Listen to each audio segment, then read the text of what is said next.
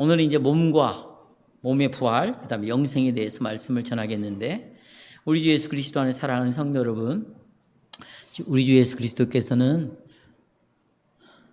죽은 자 가운데서 살아나셨습니다. 그 사실은 예수님이 살아났다, 내가 살아났다가 아니에요. 예수님이 부활했다라는 말은 모든 신앙생활의 기초예요. 예를 들어볼게요. 예수님이 부활했다라는 이 사실은 여러분은 언젠가는 질병에 걸리죠. 그리고 죽음이 딱 다가옵니다. 죽음이. 그때 뭐가 필요하냐? 정말 위로가 필요해요. 위로가 되는. 그때 위로를, 예수님의 부활이 우리에게 위로를 줍니다. 또 예수님의 부활은 우리가 살아가면서 정말 의심할 때가 너무나 많습니다. 여러 가지 의심을 하게, 확신이 들지 않아. 그때 예수님의 부활은 우리에게 확신을 줍니다. 또 우리의 미래가 너무나 불확실해요. 소망이 없습니다, 지금. 그때 예수님의 부활은 우리에게 소망을 줍니다. 하지만 사탄은 죽은 자들 가운데서 예수님이 부활했다, 이 사실을 의심하게 만드는 거죠. 그럼 우리가 의심하게 되면 아까 우리가 위로를 받는 것, 죽음 앞에서의 위로, 의심할 때의 확신, 그 다음에 불확실한 미래에 대한 소망, 위로, 확신, 소망이 어떻게 될까요? 이게 이제 약화되기 시작하는 거죠. 이게 사단이 노리는 거예요. 왜냐하면 사단은 우리의 신앙, 우리의 구원이 예수님의 죽음에만 기초한 것이 아니에요.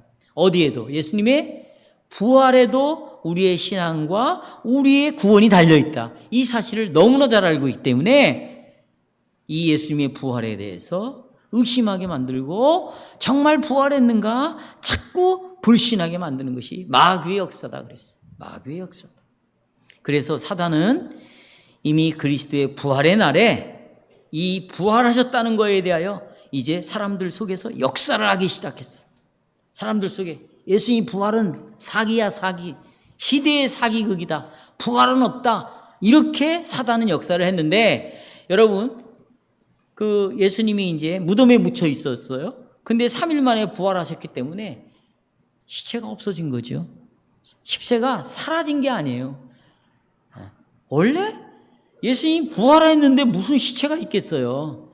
그러니까 이제 난리가 난 거죠. 그러니까 마귀가 유대인 이스라엘의 지도자들에게 어떻게 마귀가 역사를 하냐면, 그 지도자들로 하여금 그 시체를 지키는 군병들에게 돈을 주고, 야, 이 시체를 제자들이 훔쳐갔다고 소문을 내라.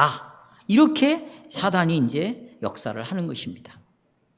사단은 이렇게 사람들 마음속에 예수님의 부활에 대하여 강력하게 거부하는 운동을 벌이는 거죠.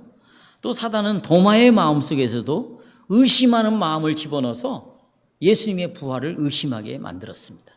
또 시간이 이제 한참 흘러요. 19세기 지금 프랑스 월드컵이 벌어지고 있는데, 이 프랑스에서 계몽주의 운동이 벌어집니다. 네, 여러 차례 말씀드렸지만 계몽주의 운동이라는 것은 이런 거예요. 성경의 자리에 백과사전을 놓는 거예요. 성경이 있는데 이 성경을 치워버리고 거기다가 백과사전을 놓는 겁니다. 또 믿음을 치워버리고 우리의 이성, 우리의 생각, 이성 있죠? 과학을 그 자리에다 놓는 게 계몽주의예요. 그래서 이 계몽주의 시대를, 그 전에도 그랬지만 서구 사회는 이 계몽주의 시대 이래로 기적 이런 것을 거부했습니다. 여러분, 어떻게 죽은 자가 살아납니까? 기적이죠? 이런 건 말도 안 된다. 부활을 믿지 않았습니다. 심지어 오늘날도 마찬가지인데, 명목상 교회만 다니는 사람들이 있어요. 이 사람들은 그리스도의 부활을 받아들이지 않습니다. 그리고는 그것을 하나의 상징적인 이야기, 또 어떤 신화, 이런 걸로 생각을 하죠.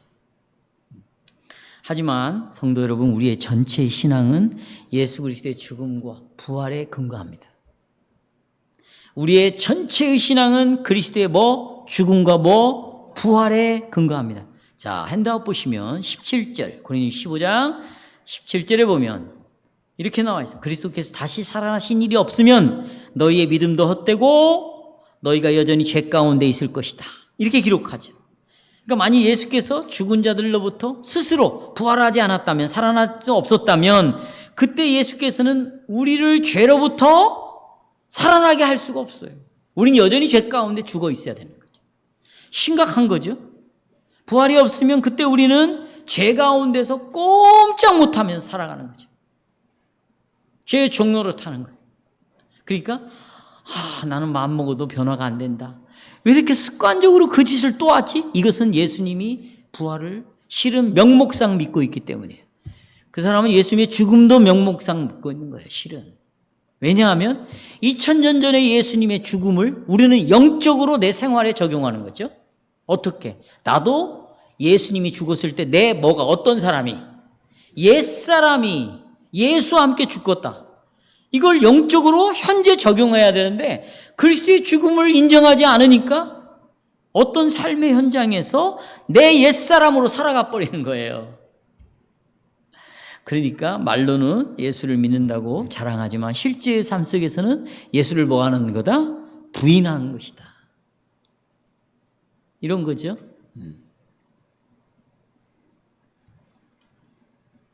부활이 없으면 그렇게 되는 거예요. 만일 그리스도께서 무덤에 지금 계신다. 여러분 핸드아웃에는 없어요. 있어요? 없어요. 여기 저를 쳐다보면 돼요. 여러분 부활이 없다. 그러면 우리를 위해서 하늘 보좌 우편에서 누가 중보자의 역할을 하시겠습니까? 중보자가 있어야 우리가 죄를 지을 때마다 회개하고 돌아오죠. 그 죄가 용서가 되죠. 다시 새 힘을 얻죠. 누가 우리의 중보자의 역할을 할 수 있겠어요? 만일 그리스도의 부활이 없다면 우리의 모든 신앙은 헛것이 되는 거예요. 제가 설교하는 것도 사기. 사기죠, 이거. 그렇죠? 여러분이 예배 드리는 것도 헛것이요. 기도하는 것도 헛것이요. 여러분이 예수님이 부활 때문에 그래도 신자로 살아야 된다. 죄를 안 짓는 것도 여러분 다 헛것이 되는 거잖아요. 얼마나 우리가 불쌍한 사람들입니까? 우리처럼 불쌍한 사람이 어디 있어요? 우리가 하고 있는 모든 것이 nothing, 아무것도 아닌 것이 된단 말이에요. 뭐가 없으면? 부활이 없으면. 그러니까 모든 신앙생활에 있어서 우리의 예수님의 부활은 우리에게 있어서 정말로 중요해요. 그러니까 마귀가 예수님의 부활을 의심하게 만드는 거죠. 그래서 여러분 지금 부활을 믿고 싶어 하지만 의심하는 사람들이 교회 안에 많이 있어요.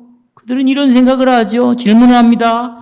우리가 어떻게 그리스도가 죽은 자 가운데서 다시 부활했다라는 사실을 뭘 보고 우리가 확신할 수 있습니까? 어렸을 때 있잖아요. 교회 학교 와가지고 야 예수님이 부활하셨다 아멘 해봐. 그러면 애들이 어렸을 때 뭘 알아요? 아멘 예수 부활하셨네. 그리고 부활주일날 달걀 주면서 야 이건 뭘 상징하냐, 다리에서 생명이 나오는 것처럼 이렇게 예수님 부활했다. 말도 안 되는 예를 그렇게 가르쳤어요. 이건 있을 수도 없는 예예요. 나는 이런 사람들이, 이렇게 성경을 가르쳤던 사람들이 하나님 앞에 있으면 나는 무서워 죽겠어요. 왜냐하면 더하거나 빼면 어떻게, 생명책에서 어떻게 한다고 그래요? 지워버린다는데 자기 식대로 막 성경을 가르치고 더하고 빼고, 그리고는 이게 부활이다고 말하고, 그리고 부활절날 계란 하나씩 다 주고. 이게 사단의 전략이 우리가 다 넘어간 거죠. 그렇죠? 네. 아니 부활한 것을 어떻게 어렸을 때는 그렇게 기념하라고 그러면 어렸을 때는 그냥 믿고 따라왔네. 이제 내가 청년이 되었어요. 근데 정말로 주님이 부활한 건지 내가 어떻게 할 수 있냐. 내가 생각, 머리가 깨져가지고 이게 튀어가지고 깨어가지고 엄마 아빠는 예수의 부활을 믿으셔요. 근데 나는 그걸 뭘로 알 수 있냐. 그리고 죽음 이후에 뭐 영원한 생명이 있다, 영원히 산다, 그걸 우리가 어떻게 할 수 있냐. 갔다 온 사람이 있냐. 그러니까 또 갔다 온 사람이 있다고 또 간증을 하고 돌아다니는 거지. 저는 오후에 이런 질문을 살펴볼 것입니다. 전 다음과 같은 주제로 하나님의 말씀을 설교하겠습니다. 그리스도의 부활이라는 것은 우리의 몸의 부활과 영생을 확신시켜 주는 거예요. 다시 한번 해보세요. 예수님의 부활은 내 몸의 부활과 뭘 확신시켜? 영원한 생명이 있다는 걸 확신시켜 주는 거예요. 그러니까 내 몸의 부활과 영생에 대한 확신은 나에게 달려있는 것이 아니에요. 그 확신의 근거는 누구의 부활에 달려있다? 그리스도의 부활 때문에 내 몸의 부활도 확신하고 영생도 확신하게 된다. 두 가지를 말씀드립니다. 여기에 대한 성경적 근거를 먼저 말씀드리겠어요. 사랑하는 여러분, 예수님께서는 부활하시고 난 다음에 바로 하늘로 승천하지 않으셨죠? 이 땅에 40일 동안 머물러 계셨어요. 왜 그랬을까요? 그 40일 동안 뭐 하셨죠? 많은 사람에게 예수님이 살아났음을 보여줬어요. 보여줬습니다.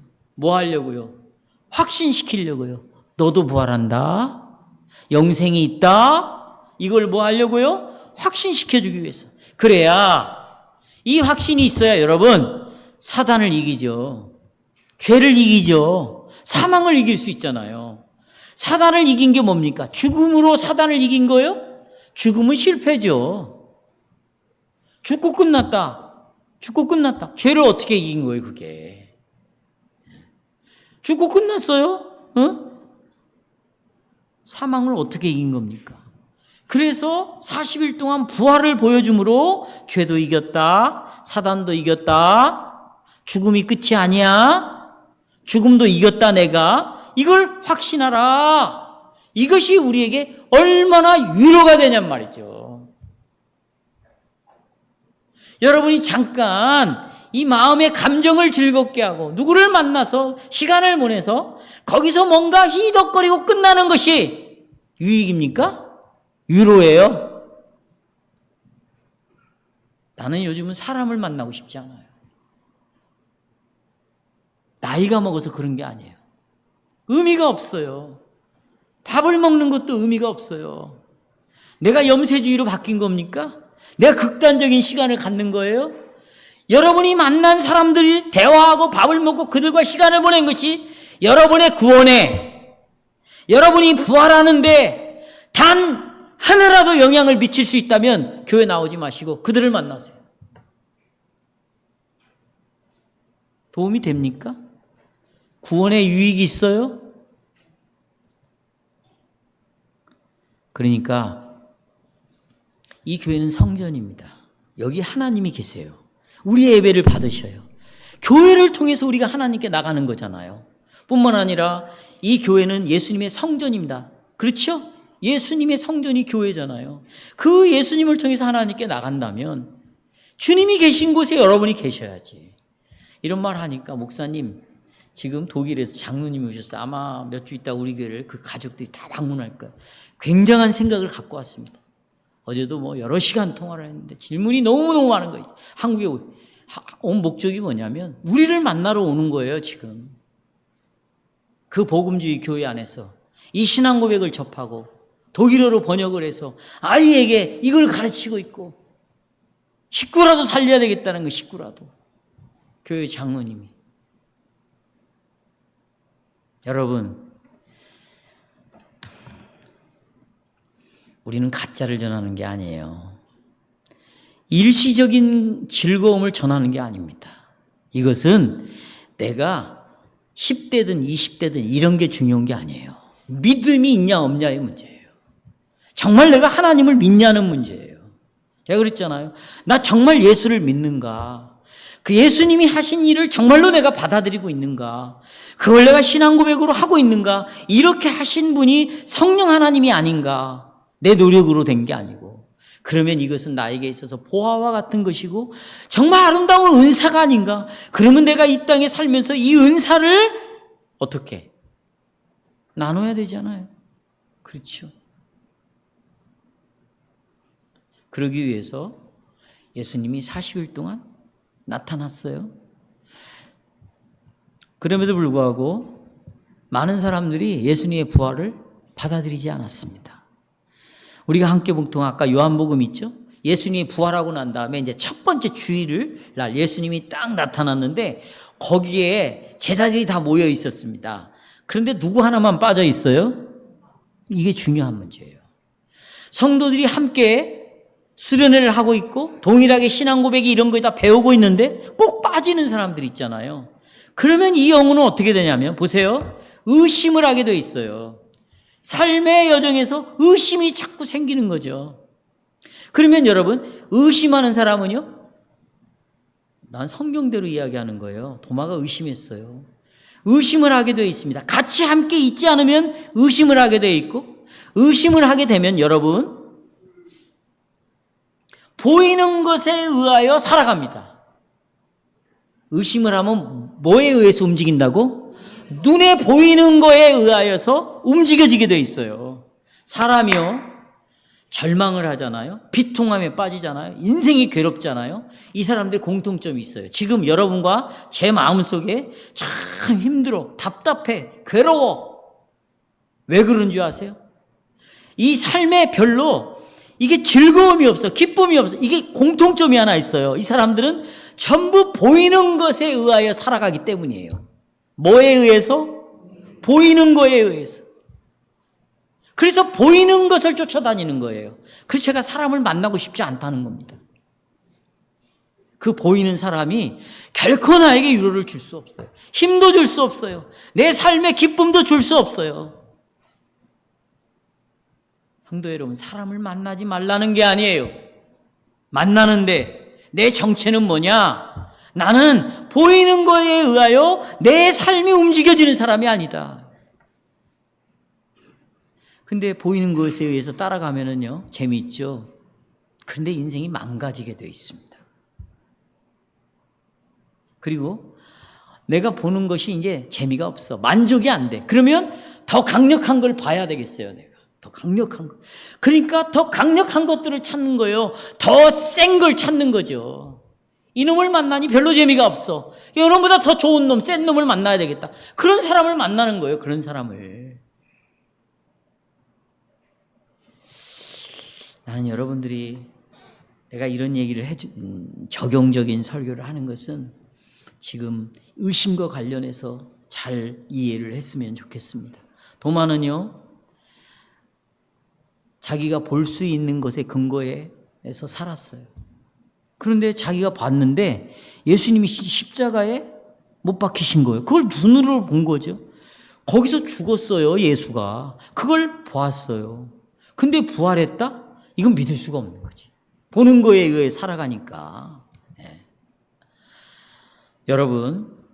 여러분도 하나님께서 우리에게 말씀을 통해서 약속하신 것을 의심할 때가 있어요. 그럴 때가 있죠. 또 우리도 살다 보면 어려움을 겪고 슬픔과 고난과 죽음에 직면할 때가 있어요. 그러면 이때 아까도 말씀드렸지만 자꾸 뭔가를 보려고 해서 문제를 해결하려고 하는 거예요. 그럴수록 여러분은 더 비참해질 것입니다. 왜냐하면 여러분이 보는 것이 여러분을 더 비참하게 만들 것이에요. 여러분은 힘들고 고통스러운 삶을 살아가면서 위기를 맞이할 수 있습니다. 또 어떤 경우에는 이 믿음을 가지고 막 영적인 전쟁을 치르면서 살다가 어느 날은 보세요. 힘이 샥 빠져버리고 내가 이렇게 영적으로 막 전쟁을 치르고 살아가는 것이 무슨 가치가 있겠는가. 이런 생각이 싹 들어와요. 그러면 우리의 영적인 눈은 은혜에서 순간적으로 멀어지게 돼 있어요. 어디에서 멀어진다? 은혜에서 멀어지게 돼 있어요. 그리스도에게서 멀어지게 돼 있어요.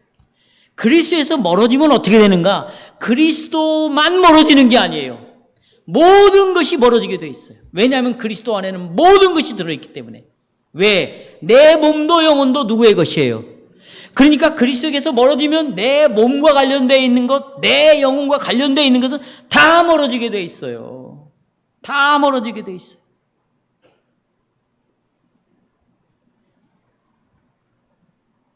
왜 하나님께서 의심하는 도마를 남겨두었을까?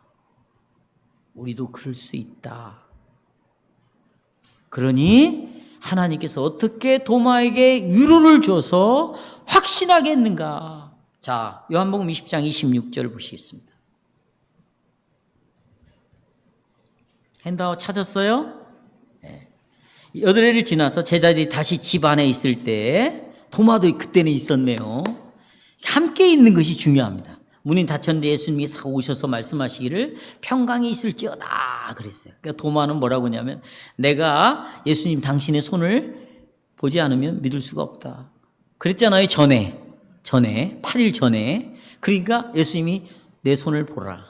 옆구리에 손을 넣어보지 않는 이상 내가 예수님이 부활을 믿을 수가 없다. 그 얘를 알고 있었거든. 예수님이 내 옆구리에 손을 넣어봐라. 그러면서 하시는 말씀이 믿음이 없는 자가 되지 말고 뭐 하는 자가 되라. 자, 그러면 지금도 여러분 예수님이 나타나서 이럴 수 있을까요? 지금은 그렇게 안 해요. 자, 보십시오. 왜 그러느냐? 도마는요, 사도가 돼야 돼요. 뭐가 돼야 돼요? 사도. 사도는 교회에 뭐가 되죠? 기초가 되는 거예요. 그러니까 도마가 의심을 계속 한다면 교회의 기초를 놓을 수가 없어요. 굉장히 중요한 인물입니다. 그러니까 우리가 도마처럼 흉내를 내면 된다, 안 된다? 안 되는 거지. 도마에게만 해당되는 거예요. 이제 우리는 도마보다도 훨씬 보세요. 훨씬 위대합니다. 탁월한 거예요. 그러니까 보지 않아도 만지지 않아도 넣어보지 않아도 우리는 믿을 수 있도록 누가 오셨어요? 성령이 오신 거예요. 그리고 하나님의 말씀이 완성되어져서 의심할 수 없고 변명할 수 없도록 성경을 우리 손에 들려줬고 오늘 이 시간에도 여러분은 이 말씀을 통하여 복음의 설교, 교리의 설교를 듣고 있으니까 누구도 변명할 수가 없게 돼요. 지금. 왜? 믿을 수 있는 모든 여건을 하나님이 완전하게 두셨는데 그렇죠? 그런데 하나님께서는 은혜로 이 의심을 멈추게 했어요. 또 불신앙을 뭘로? 신앙으로. 예수님이 등장함으로. 그럼 오늘 언제 예수님이 등장했을까요? 언제? 여러분 예수님 봤어요? 저는 봤는데 못 봤단 말이에요? 저는 봤다니까 예수님이. 뭘 통해서 제가 봤을까? 복음의 설교를 통해서. 뭘 통해서? 복음 설교를 통해서. 그러니까 오늘 말씀을 들으면서 불신앙 가운데 하나님을 신뢰하지 않고 이 불신앙 있죠? 설교를 들으면서 누가 저 뒤에서 아멘 그랬어요. 난 그 사람이 복이 임하기를 바랍니다. 누구예요? 아까 아이고 손을 번쩍 드셨어요. 아멘은 무슨 뜻입니까? 나는 그 진리라고 듣습니다. 나는 그 말씀을 이 목사 개인의 말로 듣지 않고 울리는 꽹과리로 듣지 않고 하나님의 말씀으로 내가 받습니다. 이거 아니겠어요? 복음 설교를 통하여 예배를 통하여 예수님이 영으로 뭘로? 우리와 함께 하신다. 떡과 잔을 먹고 마실 때도 영으로 우리와 함께 하신다는 것을 우리는 볼 수 있는 것이죠. 그래서 이렇게 도마를 바꿔놨습니다. 그리고 고린도전 15장에도요 많은 사람들에게 나타났어요. 그래서 500명 이상의 형제들이 예수님이 살아나신 것을 봤어요. 그리고 그 당시에 많은 사람들이 살아 있었어요. 그러니까 누구도 변명할 수 있다 없다? 없다. 이렇게 하나님께서는 우리에게 보세요. 미래에 대하여 아주 부유한 약속을 딱 주셨어요. 죽음 이후에 대해서도 여러분 이렇게 넉넉한 부유함을 우리에게 주었습니다. 몸의 부활과 영생에 대한 영생에 대한 약속을 우리에게 주셨어요. 자, 이제 우리 교리문답 57문답 나오죠? 네. 거기 보시면 죽을 때 우리의 영혼을 지켜주신대요. 그래서 죽고 난 다음에 이 생명이 끝나는 직시로 우리의 영혼이 누구에게로 올려져요?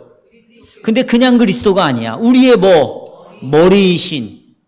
왜냐하면 우리가 그리스도의 몸이잖아요. 그렇죠? 그러니까 머리이신 예수님에게로 우리의 영혼이 다 올라가는 거예요. 그러니까 여러분 딱 죽음을 느낍니다. 우리가 이제 제가 우리 김용수 성도를 옆에서 지켜봤잖아요. 죽음이 느껴지는 거예요. 근데 본인은 보세요. 비몽사몽간에 올라가는 게 아니에요. 본인은 아는 거예요. 아, 여기가 내 인생의 마지막이구나. 더운 피가 식고 내 심장이 여기서 끝나는구나. 그 순간 영혼이요 주님에게로, 머리 대신 주님에게로 올라가는 거예요. 이해하시겠어요? 그러니까 실은 우리가 죽는 게 아니지. 그래서 뭐 하는 거다? 잠자는 거다고 말하는 거예요. 그럼 우리의 육신은 어떻게 되나? 땅에 묻혀 있다가 주님이 재림하는 순간 우리의 영혼과 육신이 뭐예요? 결합해야죠. 그래야 사람이 되는 거지. 그래야 유령이 안 되고 그래야 뭐가 돼요? 사람이 된다. 사람이.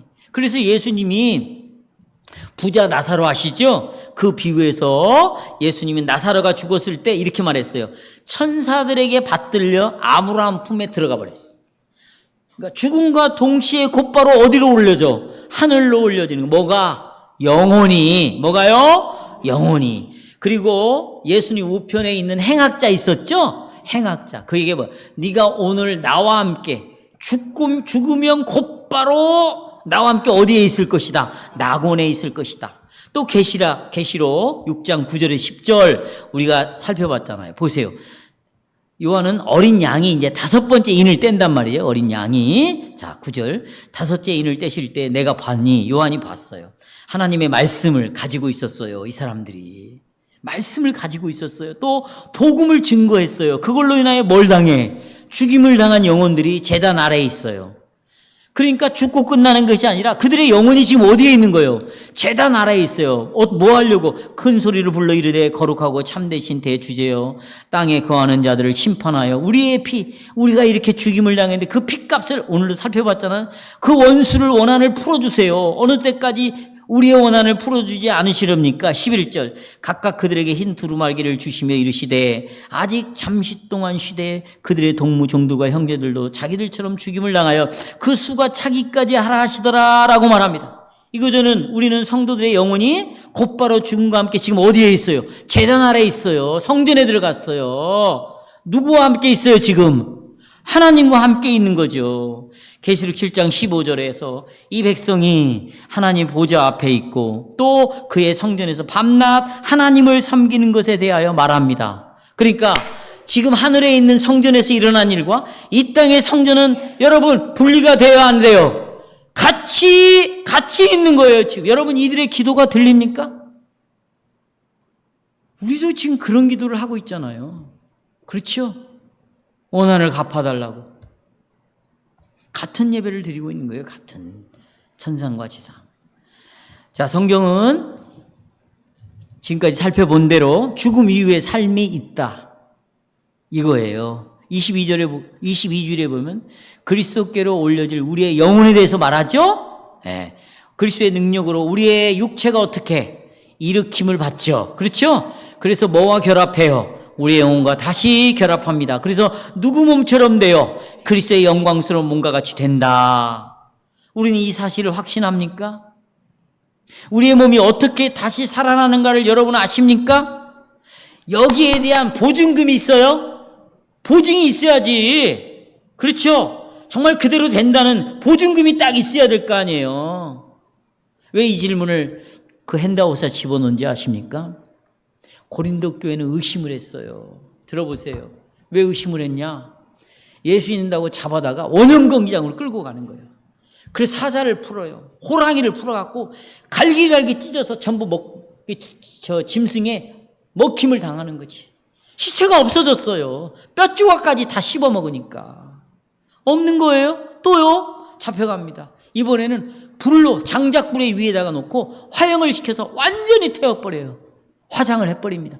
시체가 없어.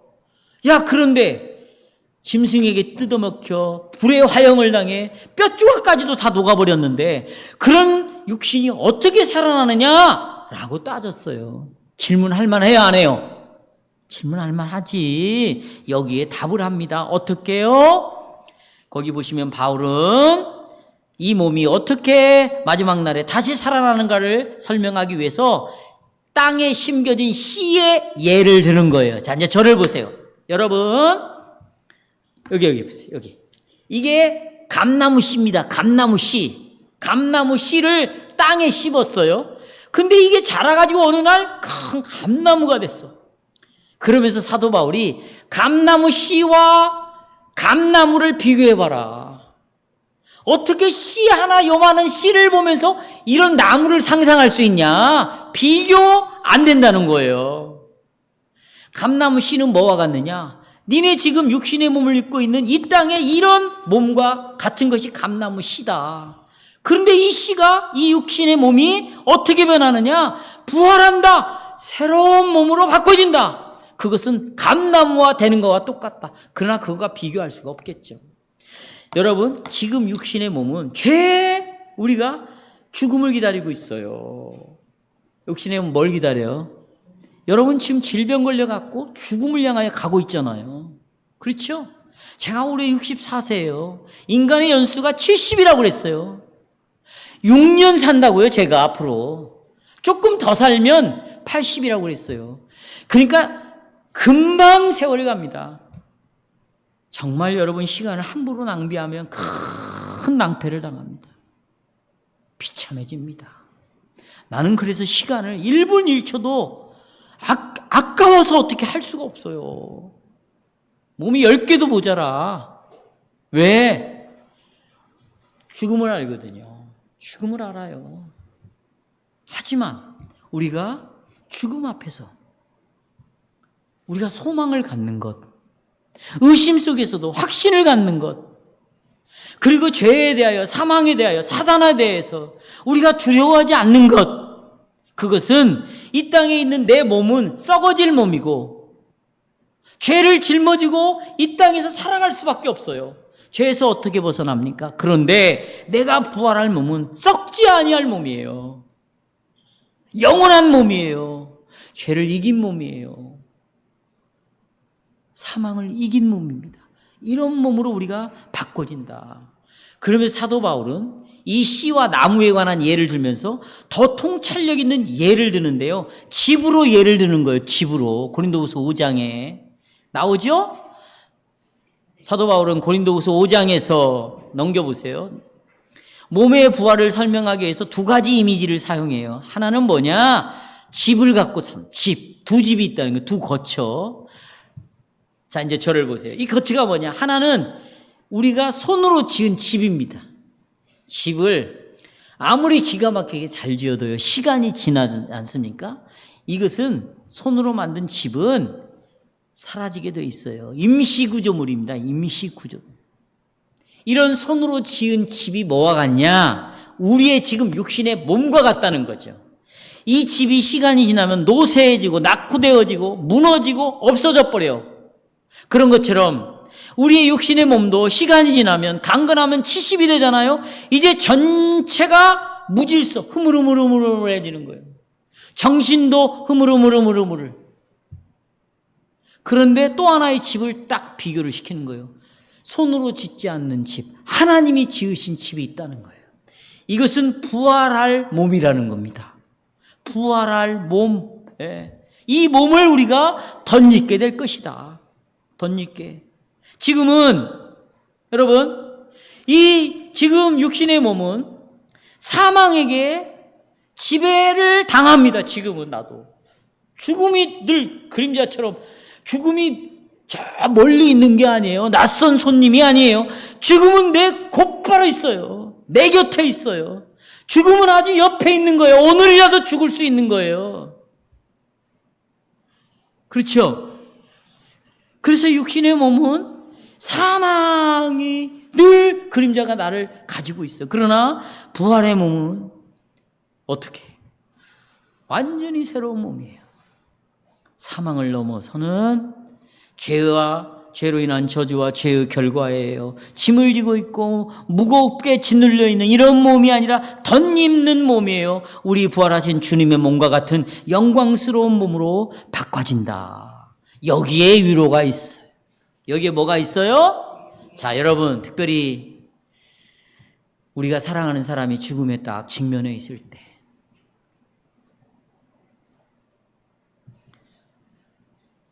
주님의 부활은 우리에게 엄청난 위로를 주는 거예요.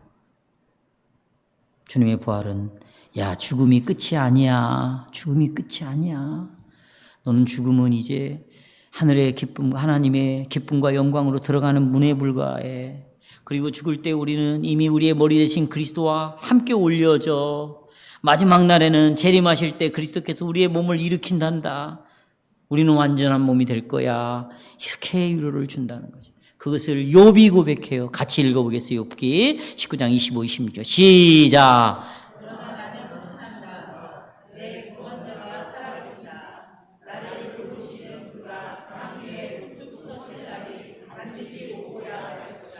내 구원자는 뭐 하신다고요? 살아있으니 나도 뭐 한대? 살아난대. 내 육체 밖에서 누구를 봤대? 26절. 내 가죽이 벗김을 당한 뒤에, 그렇죠? 죽은 뒤에 내가 육체 밖에서 누구를 봐? 그렇죠. 부활했다는 거예요. 자, 이렇게 성경적 근거를 찾아봤어요. 둘째, 간단히 보겠습니다. 이제 성령님이 우리의 보증이 되시는 거예요. 뭐에 관한? 부활에 관한. 몸의 부활 뒤에 우리 그 다음 문답 보시면 영생에 대한 우리의 고백이 따라 나오죠. 이건 아주 적절한 예예요. 죄와 사망을 이기신 그리스도의 승리에 우리가 참여하는 사람들은 이제 새하늘과 새 땅에서 영생의 복락을 딱 기대를 해야 돼요. 어떻게 영생의 복락을 누리냐? 성령의 능력으로 우리의 새 생명이 이제 완전한 생명이 되고 충만한 생명이 됩니다. 우리가 영생에 대하여 말할 때 중요합니다, 여러분. 여기 핸드아웃에 있죠? 우리가 영생에 대해서 말할 때 이 생명이 지금 여기에서부터 시작된다. 이것을 아주 강조해야 돼요. 영생은 언제부터? 지금부터. 자, 우리가 이 생명이라는 것은 우리가 예수를 나의 주와 구주로 믿을 때 요한복음 5장 24절 같이 읽어볼까요? 시작. 내가 진실로 진실로 너에게 이르노니 내 말을 듣고 나 보내신 이를 믿잖아요? 그러면 뭘 얻었대? 얻었대요. 이미 영생을 얻었대. 얻을 것이다예요? 그러니까 예수를 언제 믿어? 죽어서 믿어요? 지금 믿어요? 지금 믿습니다. 그러면 지금 예수를 믿을 때 영생, 생명은 지금 어떻게? 시작되는 거예요. 또 그 다음에 심판에 이르지 아니하나니 이미 벌써 사망에서 어디로 옮겨졌어요? 생명으로 옮겨졌죠. 3장 36절에 보면 아들을 믿는 자는 뭐가 있대요? 영생이 있습니다. 아들을 순종치 아니하는 자는 영생을 보지 못하라니. 이거 보세요. 자, 저를 좀 봐요. 청년들. 아들을 믿는 자는 영생이 있다는 거예요. 그런데 아들을 믿지 않는 자는 영생을 보지 못한다. 이렇게 말을 해야지. 왜 순종하지 않은 자는 영생을 보지 못한다. 이렇게 말하는가. 보세요. 사람이요, 생명을 가지고 있잖아요. 살아있잖아요. 살아있는 사람은 눈으로 확인할 수 있어요, 없어요? 있습니다. 말하는 것, 눈동자가 움직이는 것, 피부 색깔이 활력이 있는 것, 그렇죠? 이걸 다 확인할 수가 있어요. 생명이 있는 자, 영적으로 내가 예수를 믿을 때 생명을 얻습니다. 이건 무슨 얘기냐면 생명을 얻다는 것은 내가 예수님과 교제가 이루어졌다는 거예요. 살아있으니까 교제가 되지. 말을 하고 예수님의 음성을 듣고 내가 예수님에게 고백도 하고 기도도 하고 이렇게 해달라고 부탁도 하고 예수님이 또 그렇게 해주시겠다 응답도 는 생명은 교제예요. 그런데요, 순종하지 않는 자는 영생을 보지 못한다. 이 말은 뭐냐면, 자 보세요. 여기 눈 뜨고 순종을 않는다는 것은 예수님하고 지금 뭐가 이루어지지 않는다는 거예요. 교제를 하지 않고 있다는 거예요. 이 사람은 다른 말로 예수를 믿는 자다, 안 믿는 자다. 믿지 않는 자라는 것이죠. 그래서 예수를 믿는 자는 생명이 있는 거고 이 생명이 있음을 예수님과 계속 살아있는 관계를 맺고 있다는 것이 눈으로 보여, 안 보여? 보인다는 거예요. 보인다는 거죠. 말로는 예수를 믿는데 근데 실제로는 순종하는 삶을 살지 않아. 순종은 여러분 어디를 통해서 이루어지는 거예요? 교회를 통해서, 부모를 통해서 권징이 시행되고, 그렇죠? 각주야, 권징이 시행되고 그러면서 그 권징을 아멘, 그렇군요, 제가 그걸 받아들입니다. 이게 살아있는 성도라는 거지. 목사님이 그렇게 말해요? 저는 그렇게 할 수 없어요. 엄마 아빠가 그렇게 말해요? 장로님이 그렇게 말해요? 나는 그거 받아들일 수 없어요. 이것은 보세요. 이 세상 속에서 그리스도의 나라가 이미 세워졌습니다. 그 나라의 왕은 그리스도이십니다. 그리스도 보세요. 그리스도가 여러분 직접 다스립니까? 예수님이 직접 나타나가지고 여러분에게 이렇게 해라 저렇게 해야 돼요? 그럼 누구를 대리자로 세웠어요? 직분자를 대리자로 세웠습니다. 직분자가 누구예요? 목사예요. 장로예요. 이들을 통해서 하나님이 예수 그리스도가 왕되심을 드러내는데 내가 이것을 거부하고 살아간다. 그것은 여기 지금 그리스도께 순종하지 않는 자고 생명을 볼 수가 없는 자예요.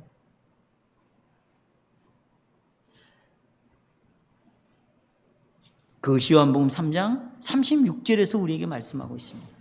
이 말씀은 성도 여러분, 이 말씀은 우리가 정말 이해하기가 어려운 말입니다. 왜? 영생은 죽은 다음에 영생을 얻는다고 생각을 했거든요. 응? 내가 하나님하고 이런 교제를 하는 것은 죽은 다음에야 완전한 교제가 이루어질 수 있다고 생각을 한 거예요. 이 땅에서는 그냥 내 마음대로 살다가 죽은 다음에 영생이다, 하나님과 함께하는 사람이다, 새하늘과 새 땅에서 이런 완전한 하나님과의 교제를 경험하는 것이다, 이런 식으로 생각을 해왔으니까, 어렸을 때부터 이렇게 가르쳤으니까, 영생은 죽어서 얻는 것이다, 하나님과 함께하는 삶은 죽어야 간다, 이 땅에서는 그럼 어떻게 사냐, 예배만 드리고 내 마음대로 사는 것이다, 이게 아주 습관처럼 되어 있다 보니까 새하늘과 새 땅에 가야만 이 기쁨을 누릴 수, 교제의 기쁨을 누린다고 하니까, 그러니 이미 이 땅에서 우리는 이 하나님과의 교제의 기쁨과 영광을 지금 미리 맛본다고 성경이 말하고 있는데, 그래서 우리 신앙 고백에서 이 영생의 기쁨과 이 영생의 영광은 언제부터 누린다? 지금. 뭐 때문인 줄 아세요? 예수님이 나를 구원시켜 놨기 때문이에요.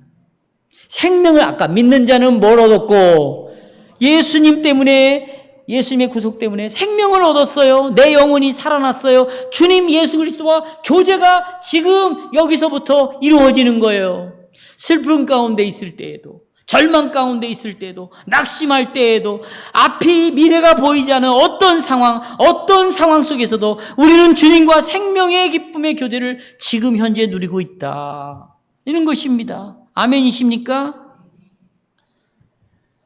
그런데요, 여러분을 위해서요, 또 의심하고 흔들릴까 봐 고린도후서 5장 5절에 보니까, 5절 보십시오.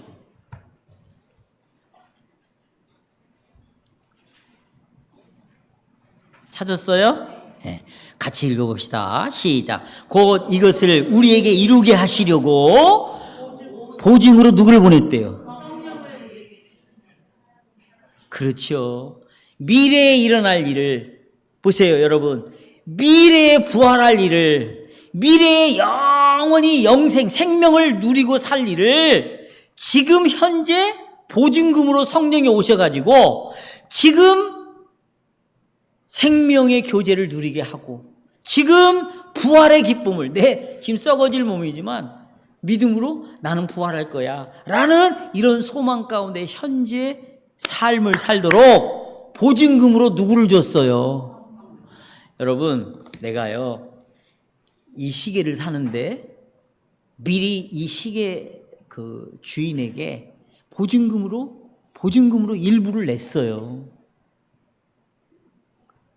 보증금을. 하지만 보증금을 내므로 벌써 나는 이 시계 때문에 설레요, 안 설레요?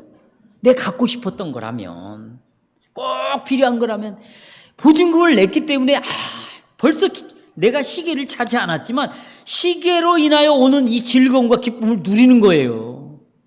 성령이 보증금으로 오셨어요. 금을 보증금으로 준 게 아닙니다. 은을 준 게 아니에요.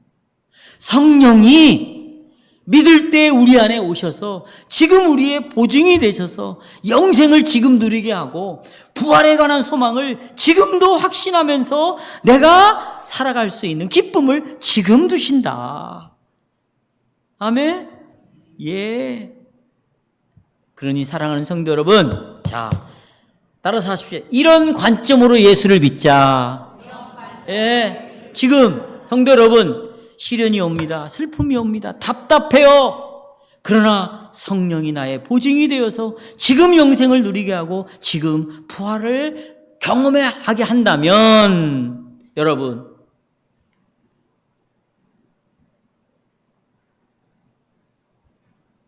말씀을 맺겠어요. 자, 그렇다면 여러분, 내가 원하는 대로, 내가 하고 싶은 대로 살 수 있을까요? 네? 내가 이 영생을 지금 맛보고 있는데, 이 생명이 살아있는 거고, 이건 썩어지고 없어질 교제가 아닌데,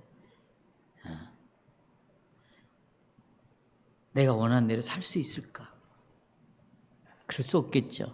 또 그러면 내가 하나님을 더 알고 싶다. 아니, 이 하나님을 더 알고 싶어서 직접 저를 만나려고 독일에서 왔어요, 식구가. 그 많은 돈을 들여서. 물론 여기 부모님도 계시지만 어제도 통화하는데 핵심은 여기에요. 핵심은 여기서 예배를 드리고,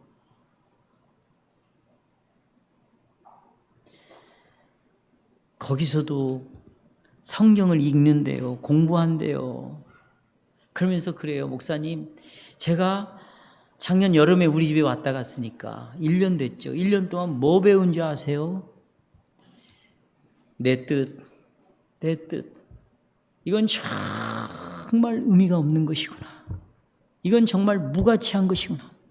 정말 내가 하나님의 뜻을 순종할 때 나는 비로소 언약 백성에 대해서 언약 백성으로 정말 구원의 즐거움을 누릴 수가 있구나. 이 얘기를 저한테 해주시더라고요. 예? 우리도 여러분, 그러기 위해서 성경을 배우는 자리에 나오고, 아침이 되면 경건에 얼마나 좋습니까? 성경을 펴고, 핸드폰이 있으면 핸드폰을 열어서 성경을 읽고, 남편은 아내를 격려해주고, 우리가 오늘 이 말씀으로 격려를 해주는 거죠. 뭘로 위로가 되겠어요? 또 아내는 남편에게, 아니면 자매는 자매끼리, 부모와 자식끼리 모여서 우리도 이 말씀으로 저녁에 다 모였을 때 함께 저녁 기도를 하는 거죠. 아니, 세상에서 나가서 그렇게 돌아다닐 시간도 많고 만나는 사람도 많은데 어떻게 자기 남편을 위하여, 자식을 위하여 어떻게 기도할 시간이 없고 성경을 읽고 나눌 시간이 없습니까? 이제 다시 부활신앙으로 돌아오세요. 영생의 약속으로 돌아오세요. 그러면 다시 생명의 삶을 살기 시작하고 부활의 능력이 여러분의 삶 속에서 드러나기 시작할 것입니다. 예.